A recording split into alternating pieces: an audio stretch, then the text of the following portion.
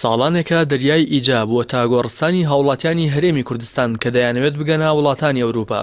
درەنگانێکی شەوی سێشەمە بەلەمێکی کۆچبەران بە 35 سەرنشینەوە لە دەریای ئیجەدا نقم بوو. بەهۆیەوە جگە لە دایکێک سەرجەم سەرنشینەکانی خنكان. بەپێی دوایین زانیاریەکانیش زۆربەی قوربانیانی ئەو ڕووداوە خەڵکی هەرێمی کوردستان و دانیشتووی پارێزگای دهۆکن. وەزارەتی ناوخۆی تورکیا لە ڕاگەیەندراوێکدا بڵاوی کردەوە شەوی 9 تشرینی یەکەم ژنێکی عێراقی با بەرگی مەلەوانیەوە کجلەکانی بەری تەڕ بووە چۆتە فەرماندەیی جەندرمە لە شارۆچکەی کارابورن و داوای هاوکاری کردووە.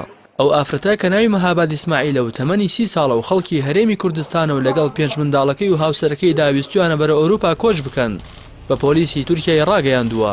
بەلەمێک کە نزیکەی 35 کەسی تێدا بووە دوای ماوەیەکی کەم لەوەی چۆتە نێو دەریاوە ژێر ئاو کەوتووە.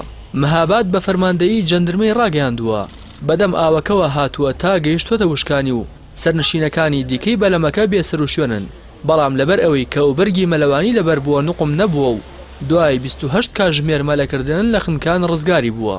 وەزارەتی ناوخۆی تورکیا و تووشێتی ڕاستەوخۆ لەسەر وتەکانی ئەو کۆچبەرە پرۆسەی گەڕان و ڕزگارکردنی کۆچبەرەکان دەستی پێکردووە و بەپێی دوایین ئامار تەرمی 15 لە سەرنشینەکانی بەلەمەکە دۆزراونەتەوە و تا ئێستا چارەنووسی سەرنشینەکانی دیکە بە نادیاری ماوەتەوە. لەو بارەیەوە ئاری جەلال سەرپەرشتیاری گشتی فیدراسیۆنی پەنابەرانی عێراق لە هەرێمی کوردستان بە پەیامی ڕاگەیاند بەپێی زانیاریە سەرەتایەکانیان تا ئێستا تەرمی 15 کەس لەو کۆچبەرانە کە دانیشتووی پارێزگای دهۆک و قەزای زاخۆن دۆزراونەتەوە و سەرجەم ناسنامە و ڕێگەزنامەی باری شارستانی قوربانەکان لە لای فیدراسیۆنەکەیان پارێزراوە و پێدەچێت ژمارەی قوربانەکان لە چەند کاتژمێری داهاتوودا بەرز بێتەوە. ئاری جەلال وتیشی بەپێی ئامارەکانیان لە ماوەی 4 ساڵی ڕابردوودا زیاتر لە 350 هاوڵاتی لە ڕێگا سەخت و دژوارەکانی هەندەران گیانیان لەدەستداوە و لە ڕووبارەکاندا خنكان و تەرمی زیاتر لە 160 کەسیان گەڕاندوێتەوە بۆ کەسوکاریان و چارەنووسی زیاتر لە 130 کەسیش تا ئێستا بە نادیاری ماوەتەوە و هیچ لەبارەیانەوە نازانن. بەپێی ئەو ناوانەی کە لای فیدراسیۆنی پەنابەران تۆمار کراون باوکێک و 5 لە منداڵەکانی خنكان و 5 کەسی تریش لە قوربانەکان ئەندامی یەخێزانن.